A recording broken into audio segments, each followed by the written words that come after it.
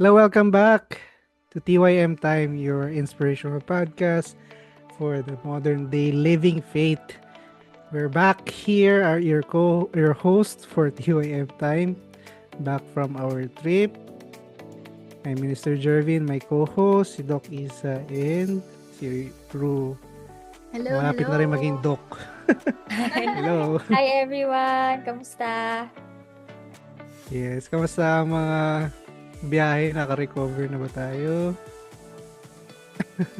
Flight. Slide. Ako Yeah. nung pag-uwi talaga parang buong linggo na yun I felt tired. I felt tired. It was hard to move.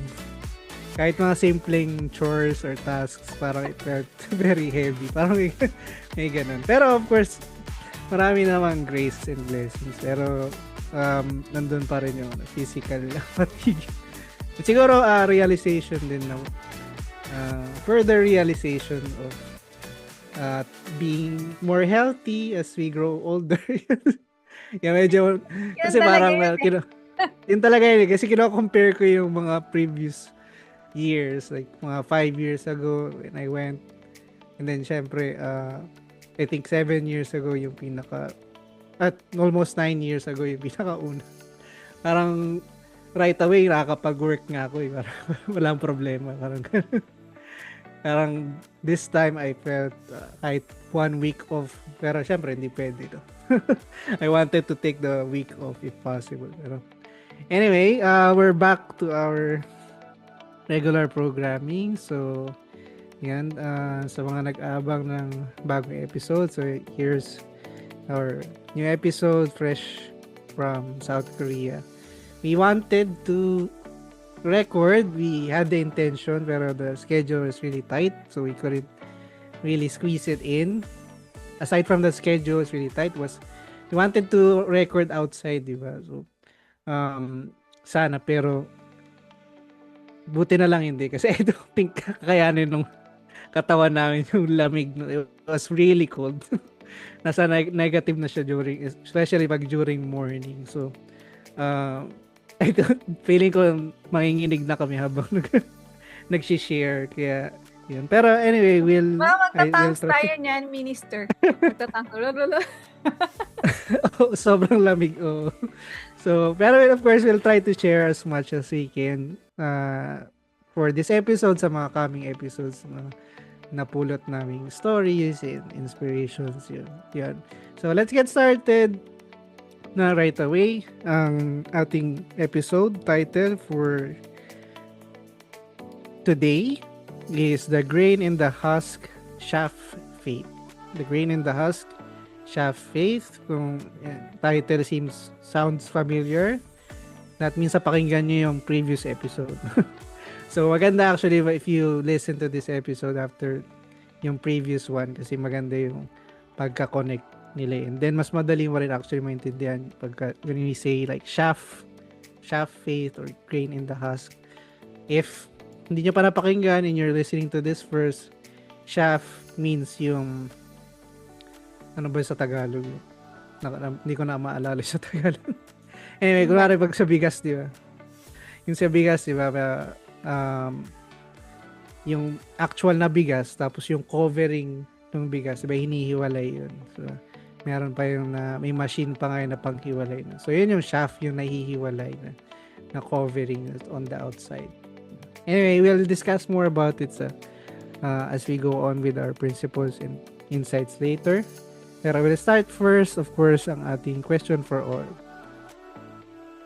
Very simple question, pero mahirap pa din in some ways. Depende siguro sa state mo. Pero ang question ay, what do you think the current state of your faith is? Why?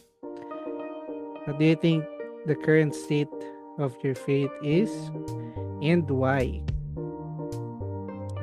May go-volunteer or ibo-volunteer? Meron ba sa inyo yung mag-volunteer? Parang ang hirap. Ay, oo nga eh. Ikaw nga medyo mahirap eh. Si Ru, baka very confident. with her Ay, hindi naman. status, Hindi naman. 'di ba?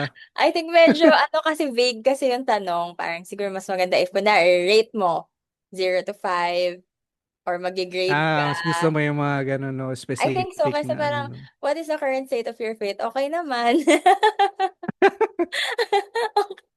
I Puwede think mo naman expound or elaborate, 'di ba? pag inask din natin yung ibang tao, ha? Okay naman. Ano naman, feeling grain naman, grain faith. Ayun, sa green na side naman 'no. Nasa grain na side naman.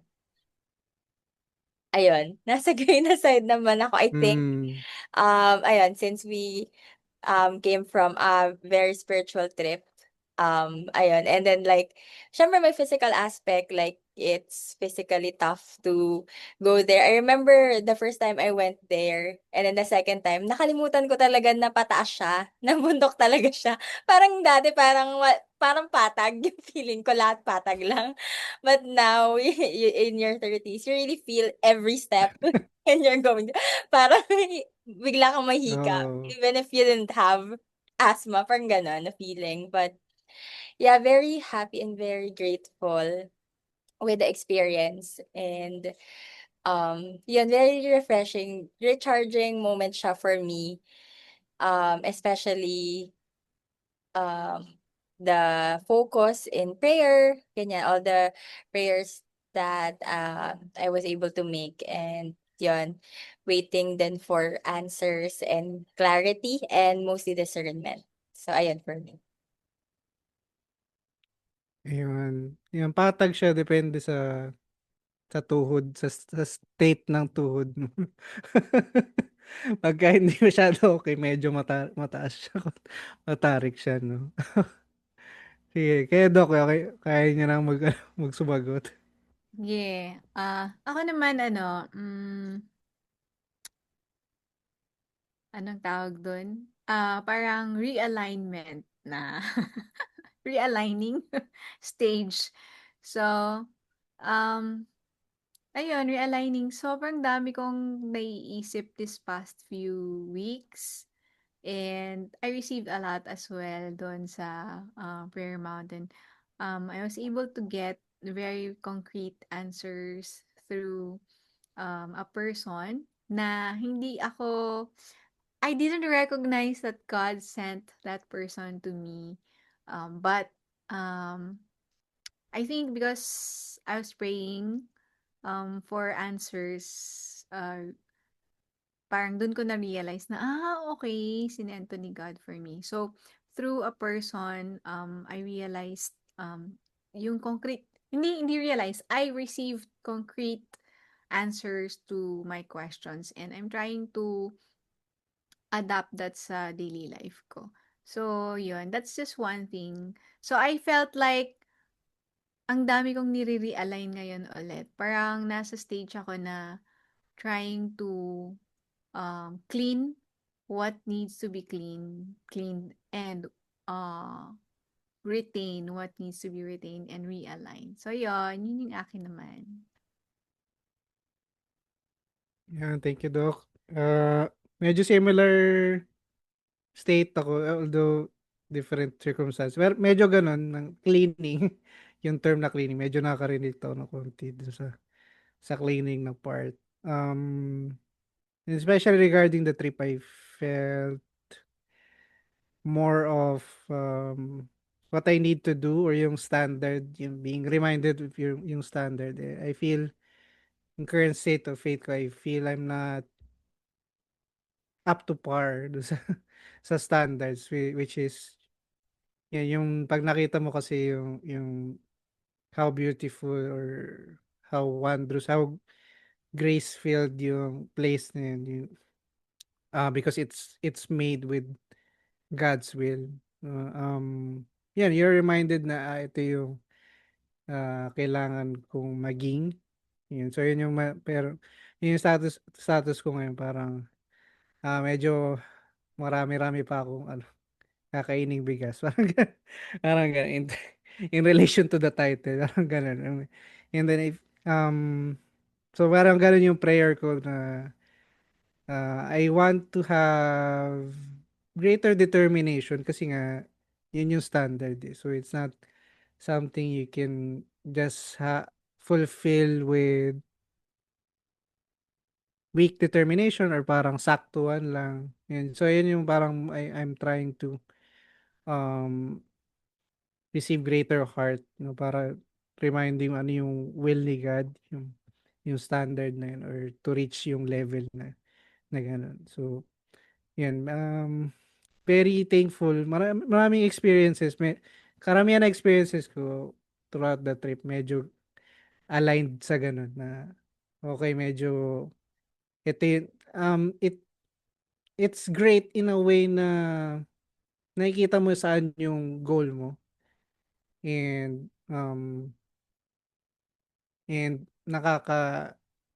discourage siya and encourage at the same time. Discourage kasi parang okay, wala pa ako dun or wala pa kami dun. May ganun. Pero in a way nakaka-motivate din na maaabot din natin yun or maabot ko din yun. Medyo ganun yung mga naisip ko throughout yung trip, no? Alright, so Um, yan, that's it for our questions. TY mates, if you have answers, gusto nyo i-share yung status ng faith niyo, you can share later sa aming email or number. We'll share yung details again later. Alright, so we'll dive in to our TYM write-up. First, yung scriptures natin. Matthew 3 verse 12. His winnowing fork is in his hand, and he will clear his threshing floor, gathering his wheat into the barn and burning up the husk with unquenchable fire. So again, his winnowing fork is in his hand, and he will clear his threshing floor, gathering his wheat into the barn and burning up the husk with unquenchable fire. So I'll start off yung principle number 1 natin. The body is the husk. The spirit is the grain. I think yung principle na to was also mentioned sa mga previous um, episodes natin, but definitely worth going back into it or getting a deeper discussion about it. So body is the outer shell and is temporary. On the other hand, the spirit is the grain, the essential core that must grow in order to connect with God, who is spirit. A religion must center on the spirit, not the body. Physical faith is a faith that leads to ruin. A superficial life and faith are like the life and faith of chaff and husk. True faith must be spirit centered, not body centered. Only then is it grain, and only then will God fulfill His will through us. Yan. Diretso ko na sa takeaway ko. No? For me, ang ganda ng principle kasi it explains clearly what it means kung ano yung chaff faith or yung husk faith. Hindi ko ano yung faith na like grain.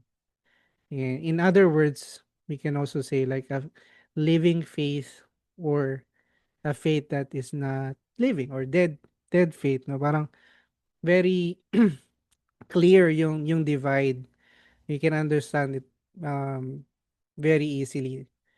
Which is, yung true faith daw is spirit-centered, and then hindi, ibig sabihin yung dead faith is body-centered. So, yung doctrines, things, how we interpret the Bible, how we pray, how we take action. So, yun, the way to check daw is yung center. So, is it spirit-centered or body-centered? Of course, that's also another deep discussion what it means to be spirit-centered, body-centered. Pero just that in itself, it's a maganda na siyang batayan, no? Maganda siyang way to check or measure or to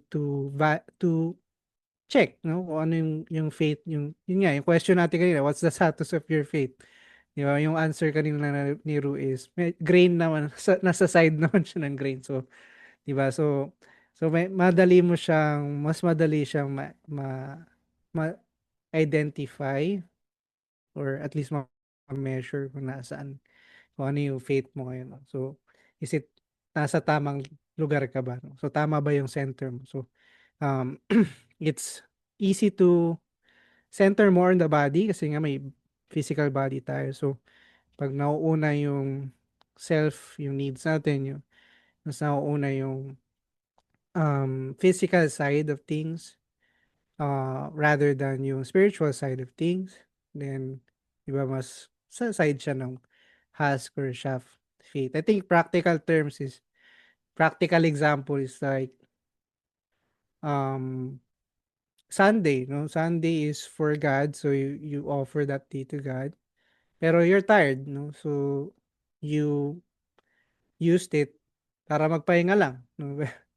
So, pero okay naman, it doesn't sound wrong, no? Pero it's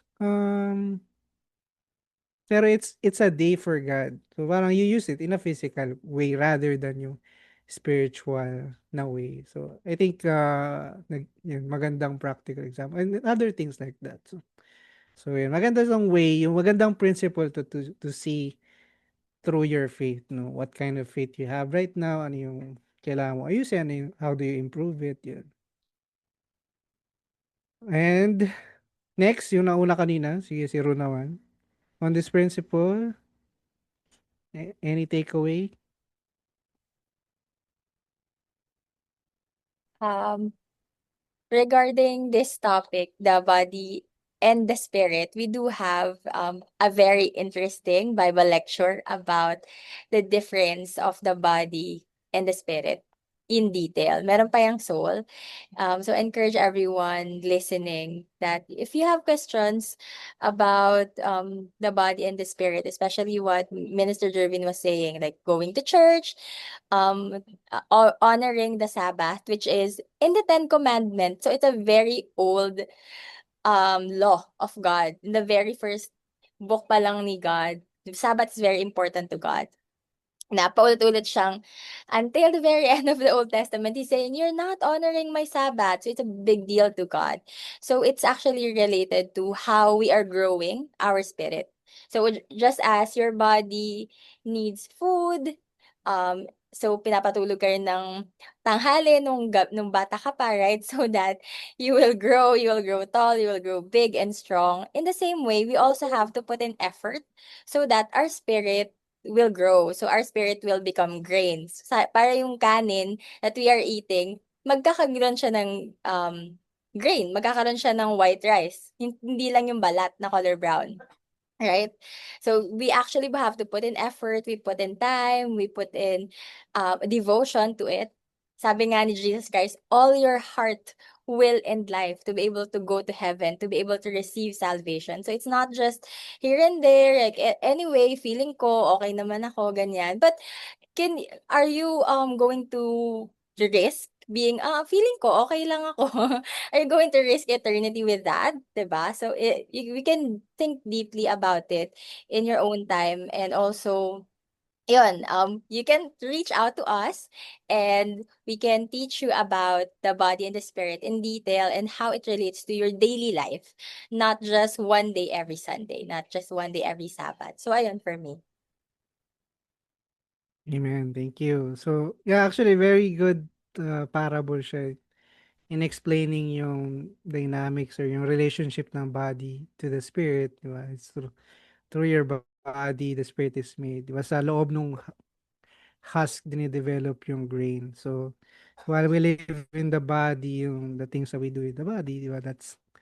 Yun yung bumubuo, nagde-develop, nagde-level up sa ating spirit. So, yeah, that's one um, good way to understand also yung relationship ng body and spirit.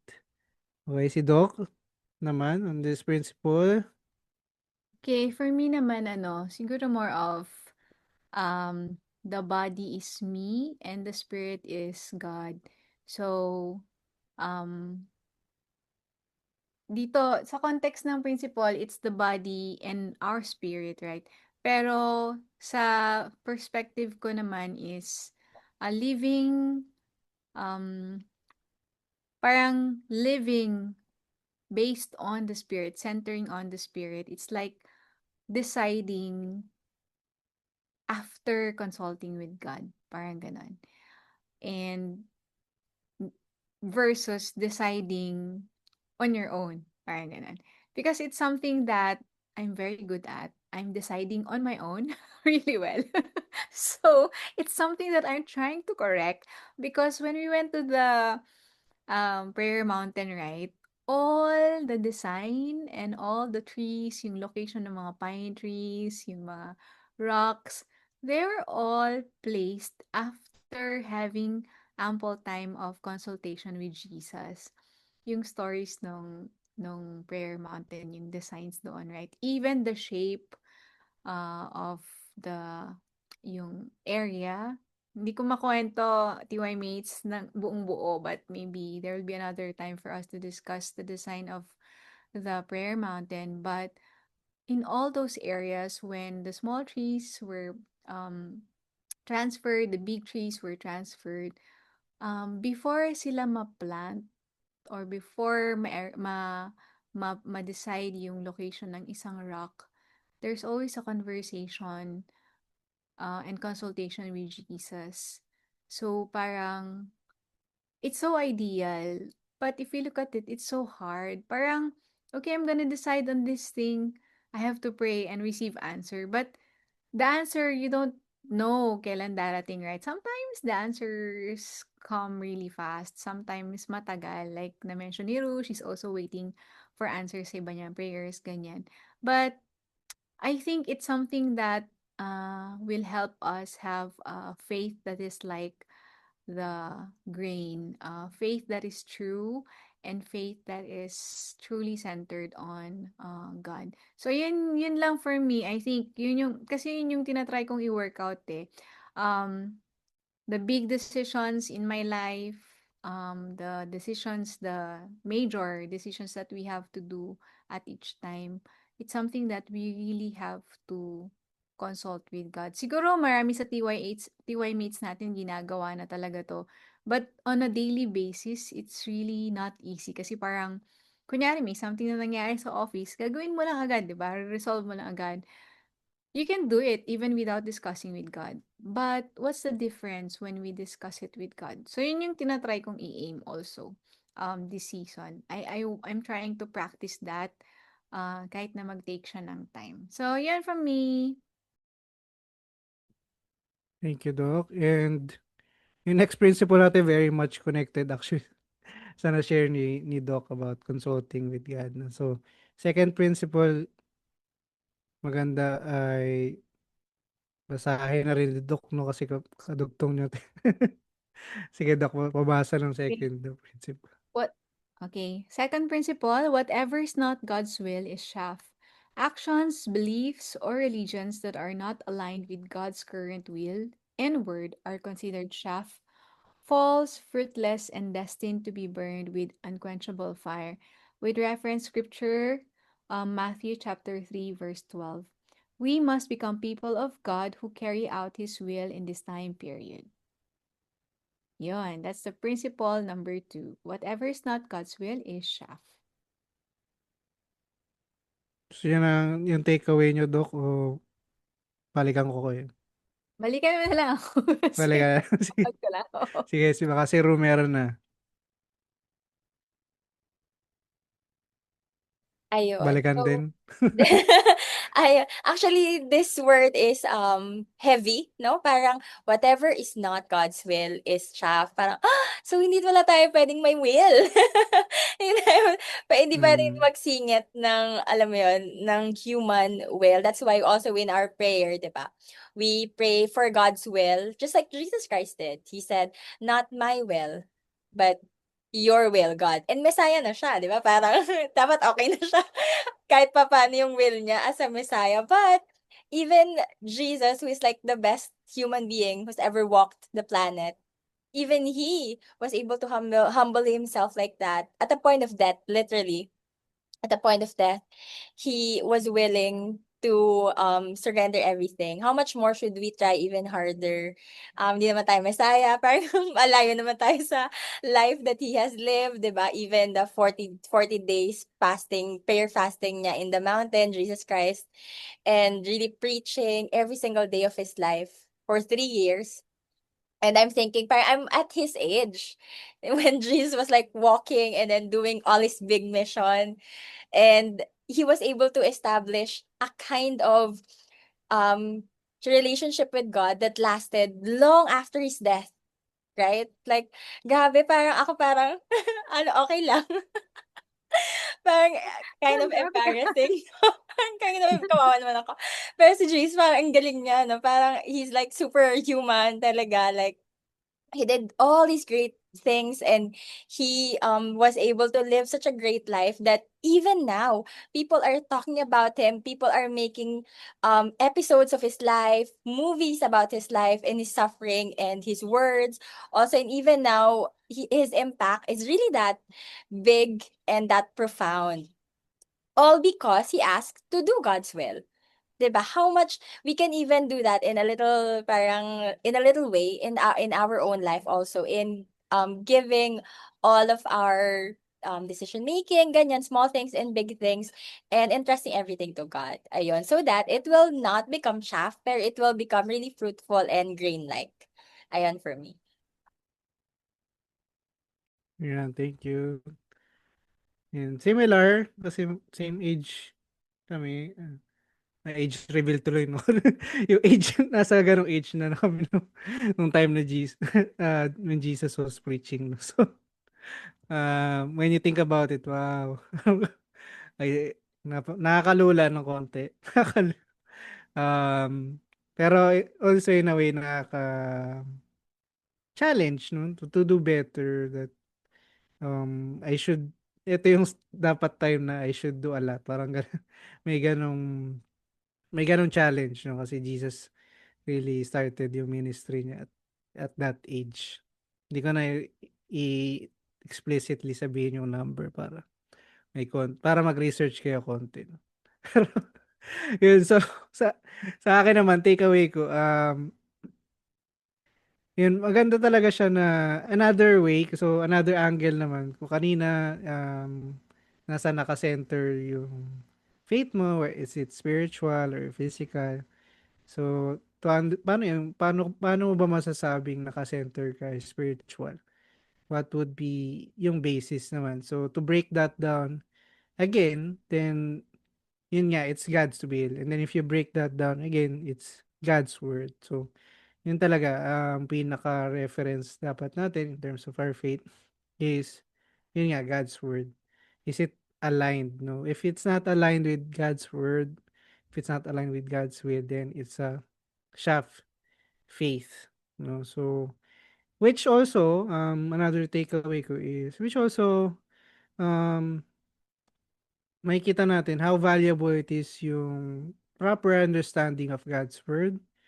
Di ba? We should understand it uh, clearly, no? Clearly and properly. Kasi nga, yun eh, di ba? Doon nanggagaling whether your faith will be a grain faith or living faith or not. So, very important na naka-align talaga yung understanding natin of God's word with His actual thoughts. No? So, pasok ko ulit doon yung na-share ni Doc Isa, like being able to consult with God or ask God, and then trying to realign yung thoughts natin with God. Those are really important things. Of course, yung where do we learn God's word? How do we learn it? Those are very important things na we should always check, no? And if, di ba, may opportunity to you know, there's an avenue, di ba? There's a place where you can learn about God's word. Um, much clearly, mas magbibigay sa'yo ng mas clear understanding, then it's worth, di ba?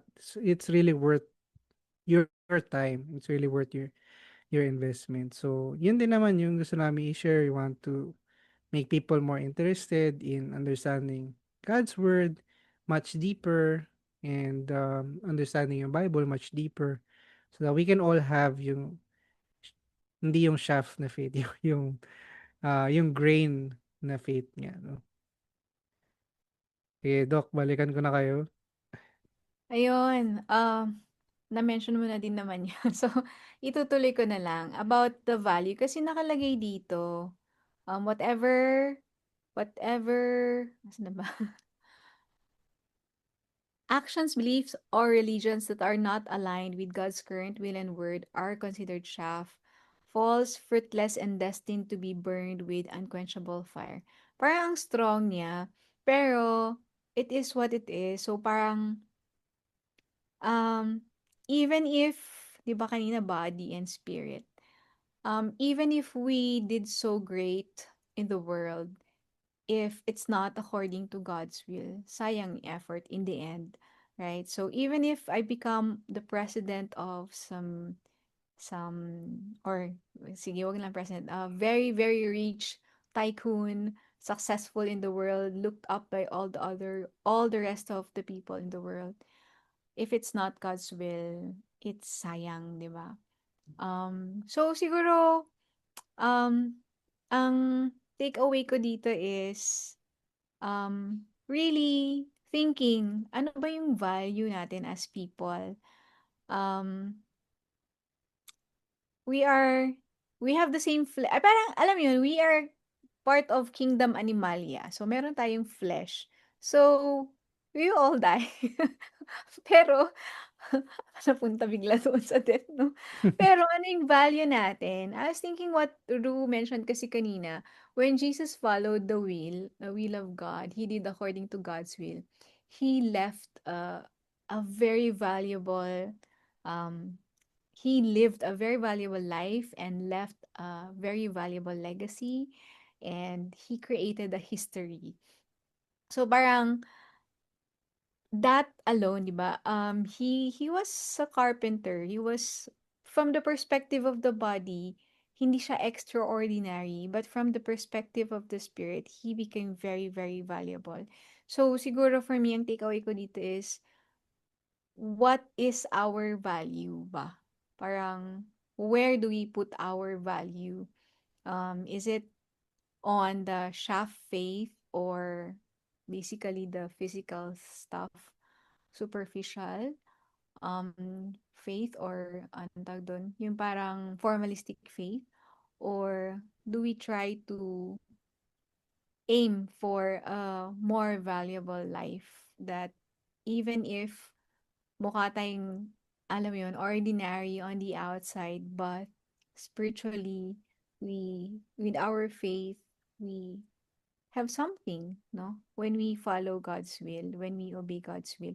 So, nasi-share ko yung mga pinagninilayan ko ngayon, the things that I'm trying to understand more in the world. Meron kasi akong these days, kwento ko lang, meron akong kind of routine. Oh, by the way, share ko lang, natuloy na kasi yung sapa ako, so hindi ako makaalis ng bahay kasi hindi ako makalakad.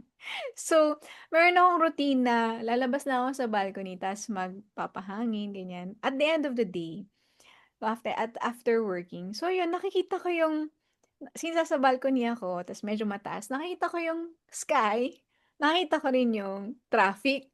So, minsan, tumitingin ako sa traffic, tas I would like to look up sa ano na lang, sa sky na lang, para alam mo yun, yung iba namang perspective. So, ayun, nako-compare ko lang, like that's why napagninilayan ko yung mga gano'n na, okay, nakita ko yung cars, ang gaganda.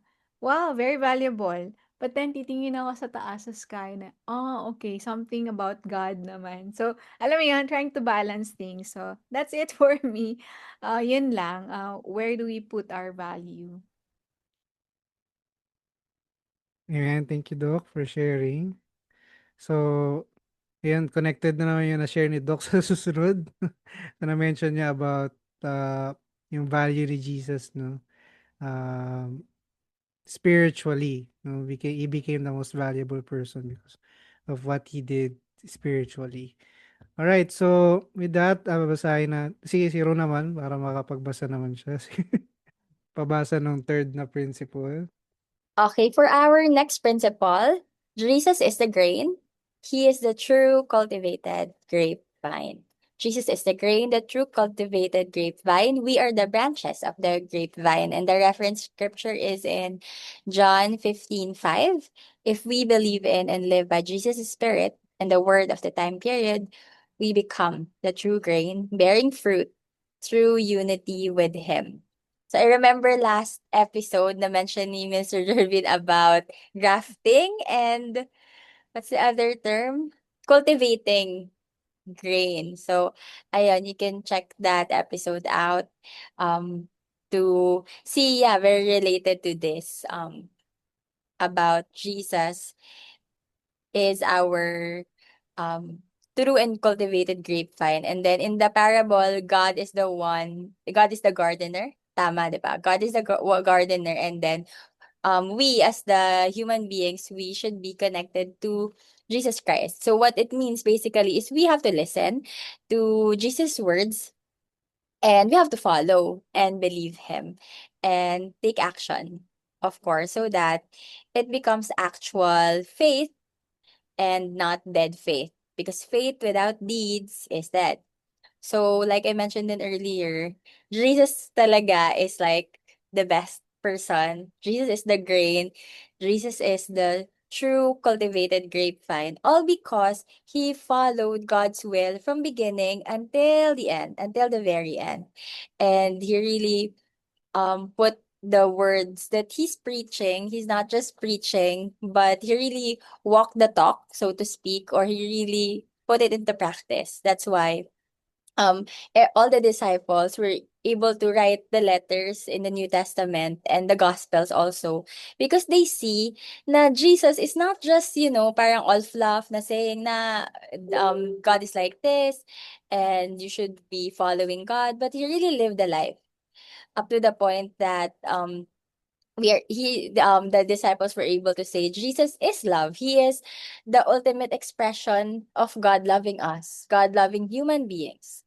And um ayun, it's us really knowing the value of Jesus Christ. Even if we hear it all the time, Jesus loves you, ganyan ganyan, but do we really feel it? Does it hit you when you hear that? Does it hit you when you say you love Jesus back? 'Di ba? So we can have also our listeners the time of uh recollection as we are wrapping up the year. Parang how is my year been so far? Parang recap with the question natin kanina. What is the current state of your faith?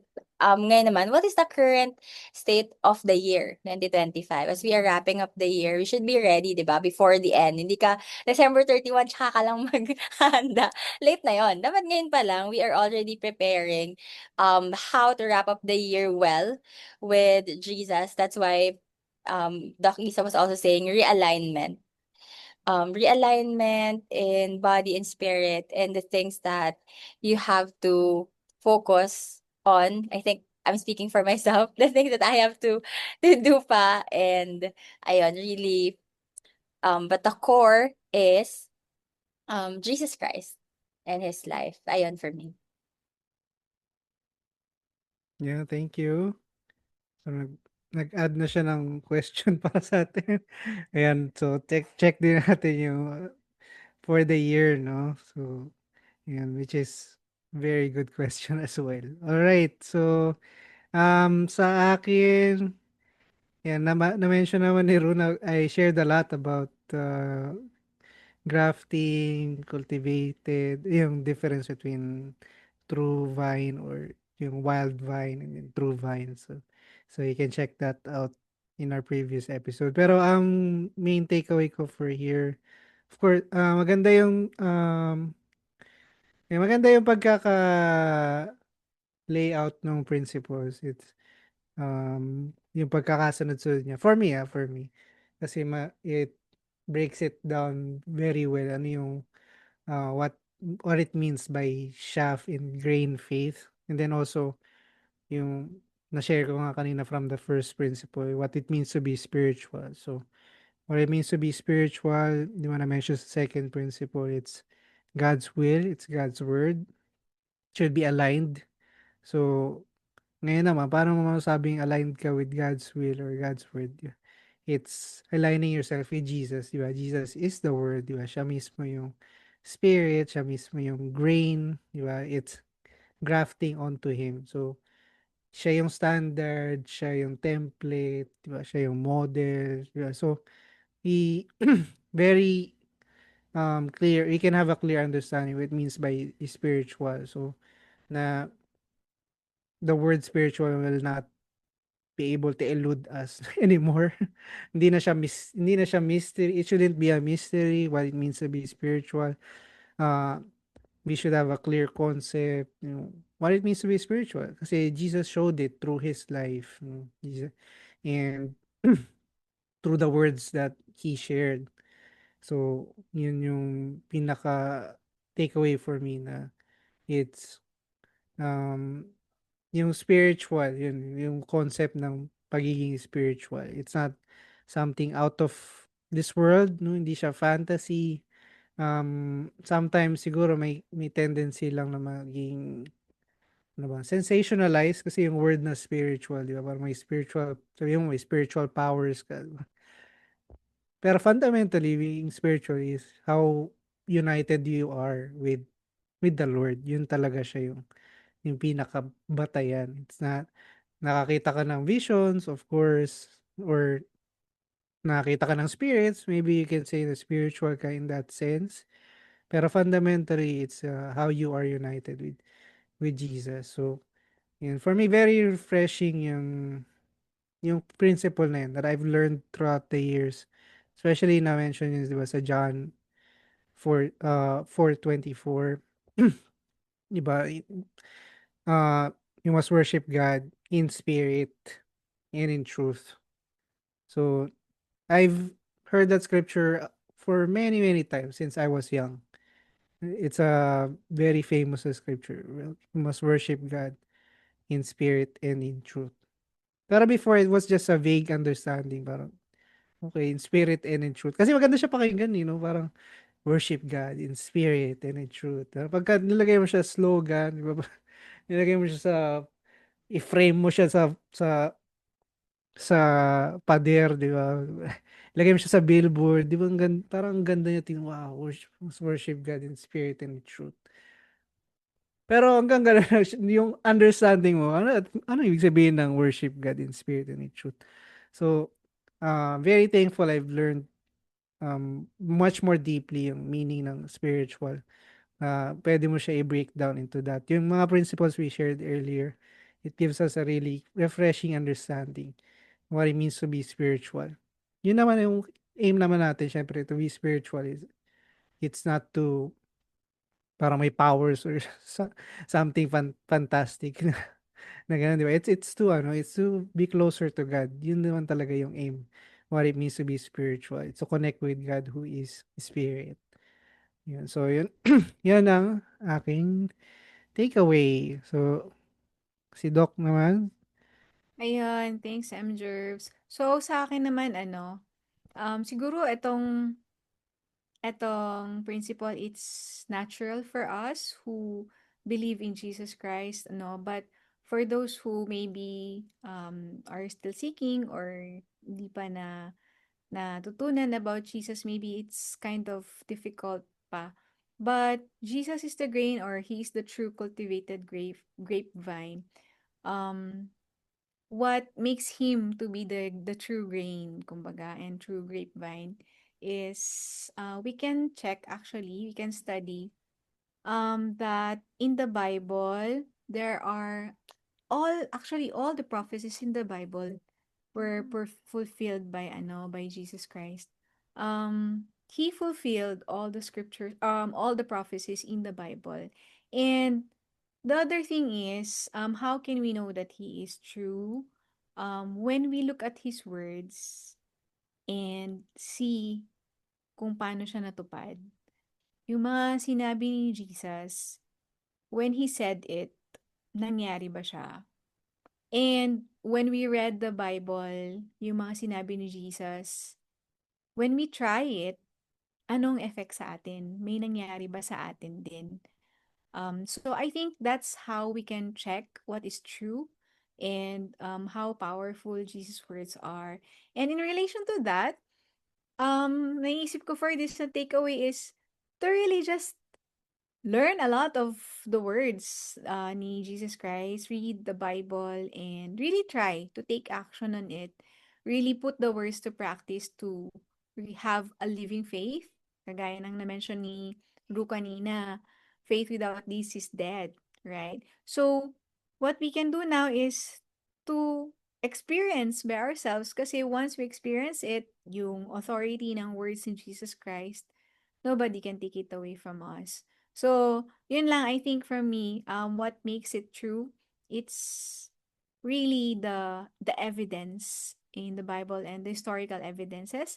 And also, try nating maghanap ng evidence sa sarili nating experience din.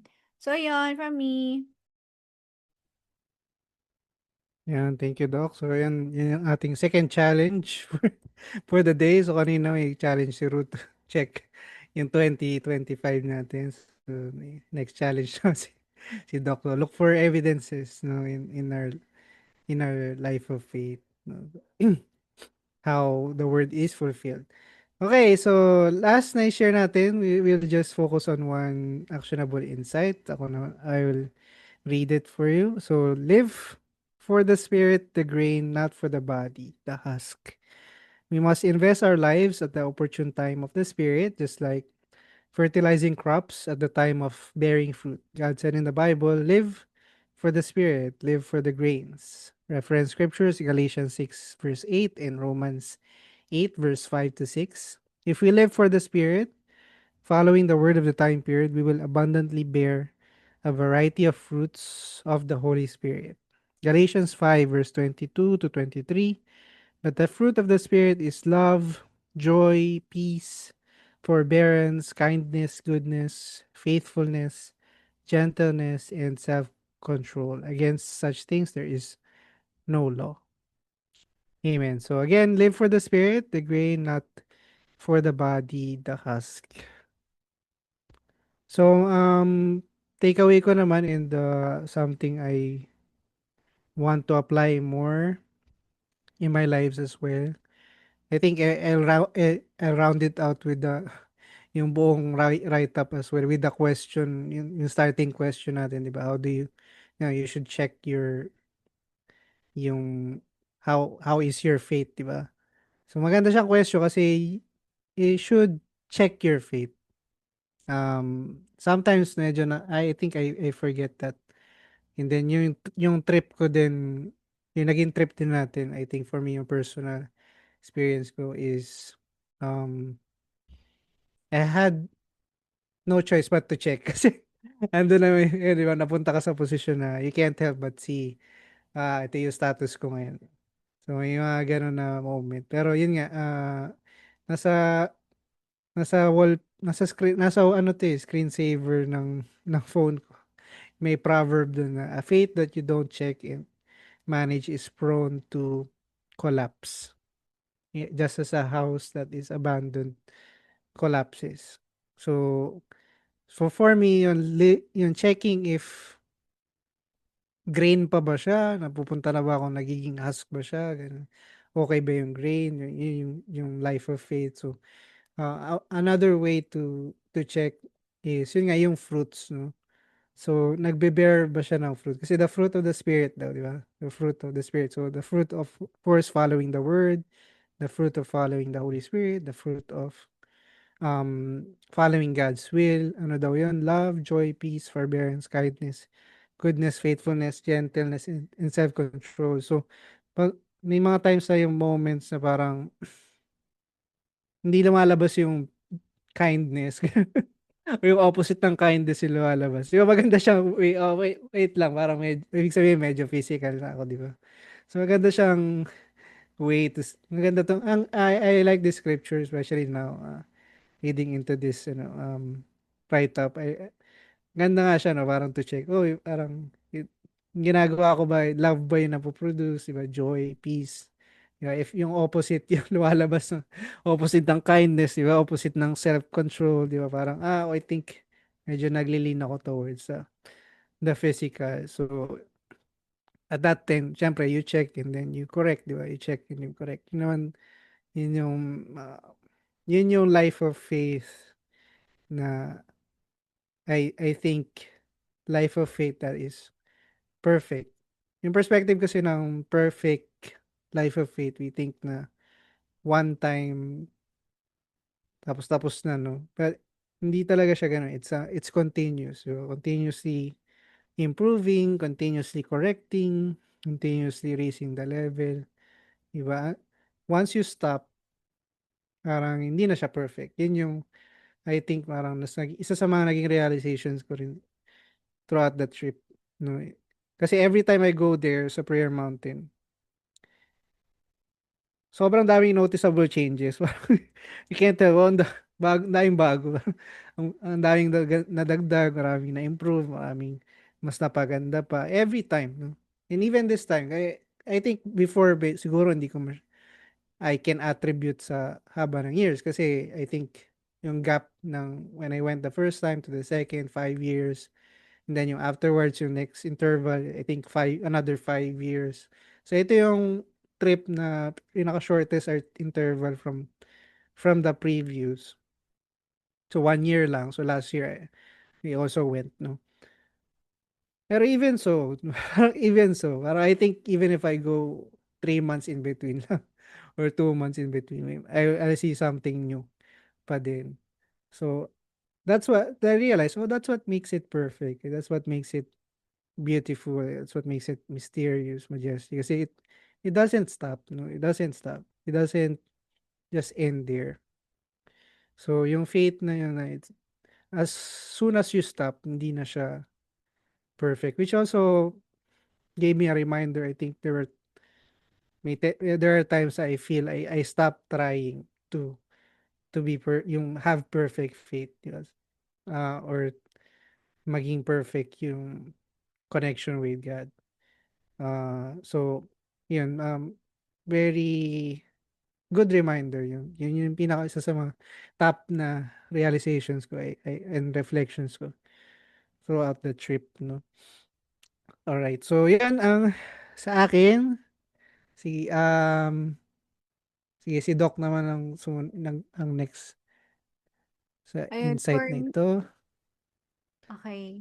Um, for me naman, gusto ko itong about, yung insight na 'to about the spirit, I mean, sorry, the fruit of the spirit. So, once we live for the spirit, there are a lot of fruits that we will gain.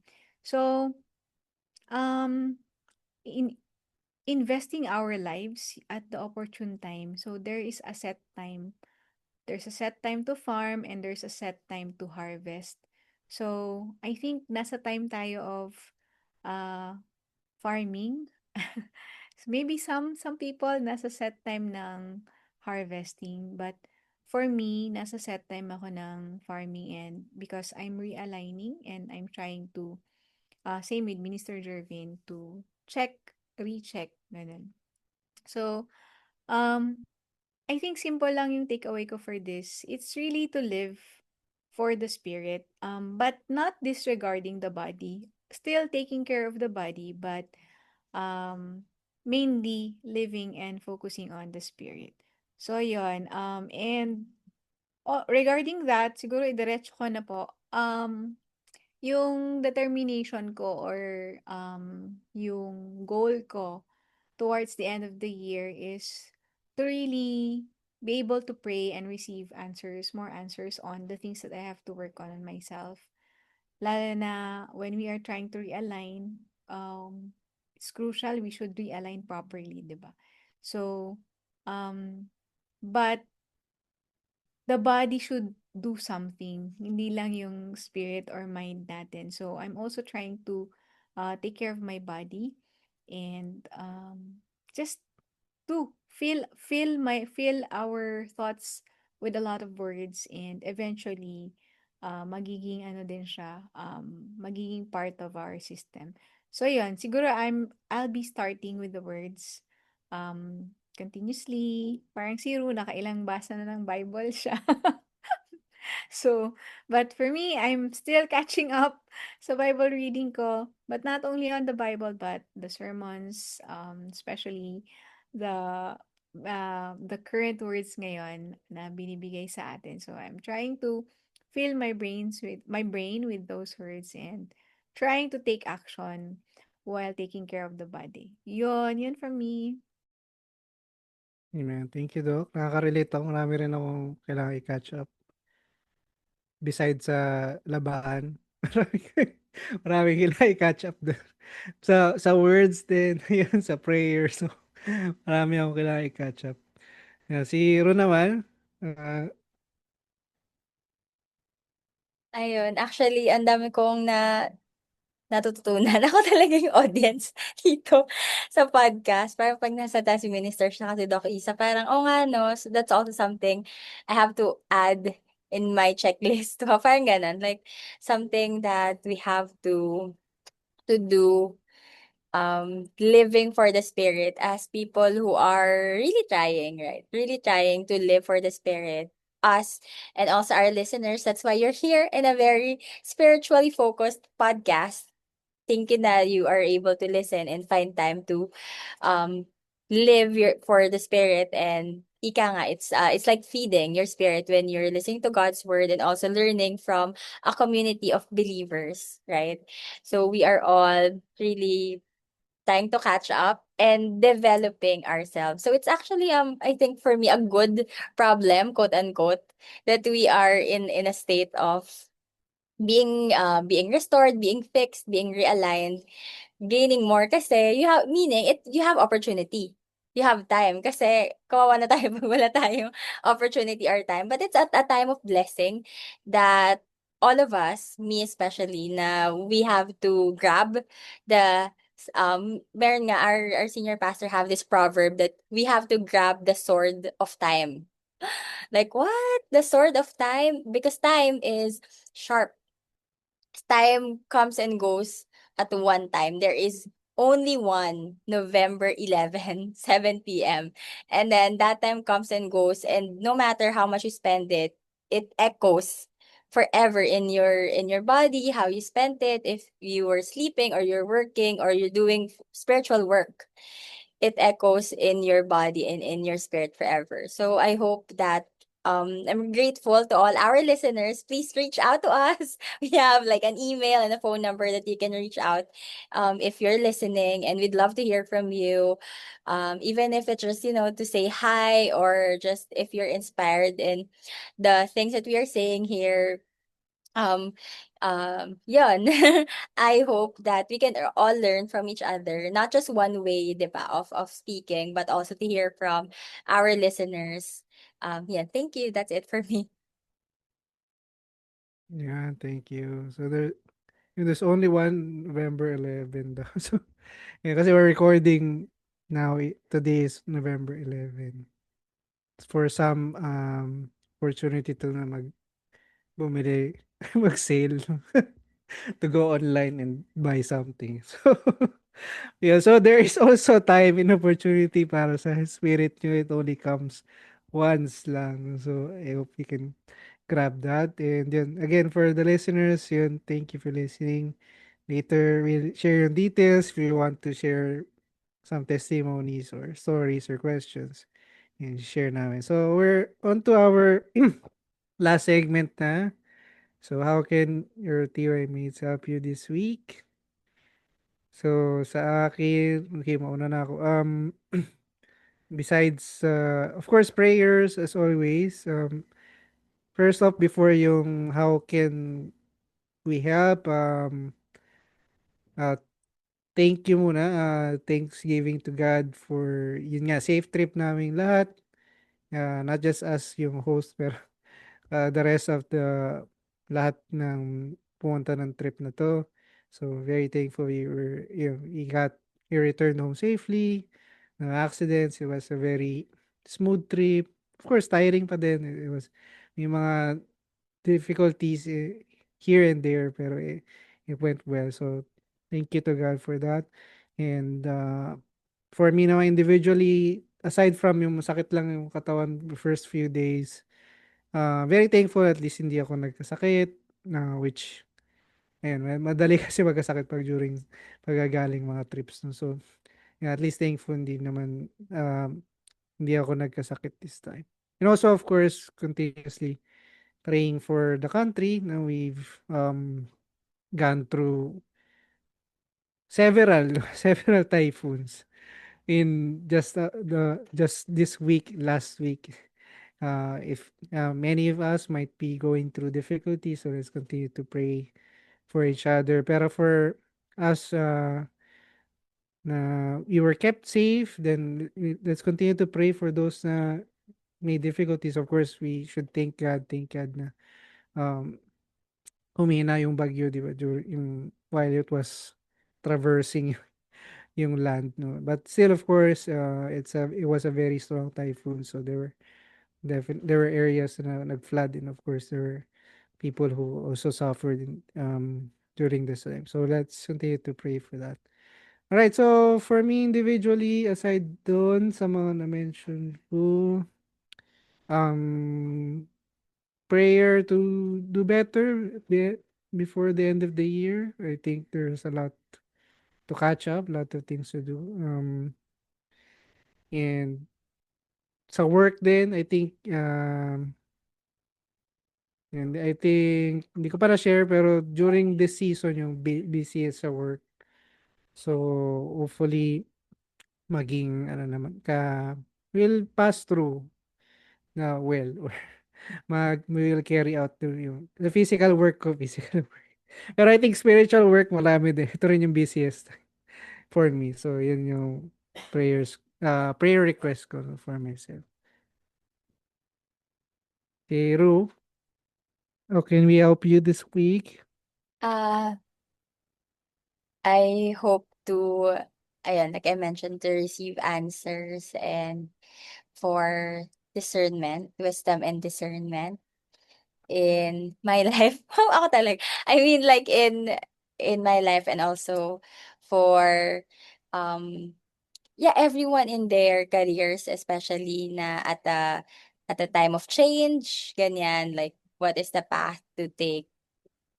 Ayun for me. Yeah, okay, so si Doc, Ako naman yung I recovery resonate nyo, no? with the ano, oh, yeah, recovery sa ano ko, sa feet ko. Because it's something na very fundamental. Kasi kung hindi ka makagalaw sa paa, hindi ka talaga makaka-move, di ba? So, Mm. it has affected a lot of my, a lot of things sa buhay ko. But first, I really resonate with the situation sa Philippines ngayon. I believe a lot of people are going through reflection now after the typhoon, and siguro some are questioning kung bakit ganun nangyari sunod-sunod, from earthquake to baha, ganyan, and a lot of things. So, a lot of people might be confused at the moment. And siguro, parang kailangan ng sagot din, ganyan. So, yun din siguro for me. I really also want to pray, whether it's physical difficulties or mental or spiritual difficulties. I really hope also to pray for others and for myself. For my healing also sa paa ko. I think it's not really very, very serious na at the moment. Kasi ang sabi ni Doc, 3 days daw hindi ako makaapak. Sobrang sakit. Pero amazingly, parang after nung procedure, nakatulog ako. The next day, hindi na siya masyadong masakit. Pero sobrang namamagalang, ganyan. So, I think, I thought it was a miracle na parang, tapos yung reseta ni Doc sa akin is 1,000 grams na Biogesic 3 times a day. So, parang baka ganun yung in-expect niyang pain sa akin. Pero, wala, naka two, ano lang ako, 2 tablets. Okay na ako the next day. So, I didn't feel pain, hindi ako nilagnat or whatever. So, I thank God for that. So, yun lang. Siguro, I just feel like there are a lot of people going through difficulties at the moment. So, yun lang din from me, aside from my feet. I'm also thankful hindi ako nagkasakit, and as amazed actually na Hindi tayo. I mean, hindi ako nagkasakit. Although super, super sakit ng katawan, pero hindi tayo nilagnat. Mm. Right? Super tired lang. And it just took some rest for me to recover. So ayan lang from me. Thank you. I lastly, how can our TY mates help aside from prayers is I'd like to have more TYM meetings with different people as well. Actually, this week I asked for sharing sessions. I think this is how we can support each other as well. So, yun, sa mga listeners and sa mga friends natin dyan, if you want to share your grace or your testimonies, I'm welcome to listen also. Yan. Yan, thank you, Doc. Yeah, so again, if you have questions, feedback, or yeah, you want to share stories, testimonies, you can email us at tympod.ntgm@gmail.com. So again, tympod.ntgm@gmail.com. You can also text us at 0921-456-5661. So again, 0921-456-5661. Right. So yan na ang ating episode. It was very fruitful. We talked a lot, I think. Hindi ko na timer. Hindi ko na orasan pero um I believe we had a very fruitful discussions. So hopefully our listeners will also receive a lot of grace sa ano ating episode today. All right, so this is episode 24. Thank And you. ilang few more episodes to go before end of the year. So thank you again, Doc, Ru. See Thank you you. Thank you, next week. everyone. Thank you. Bye. Bye.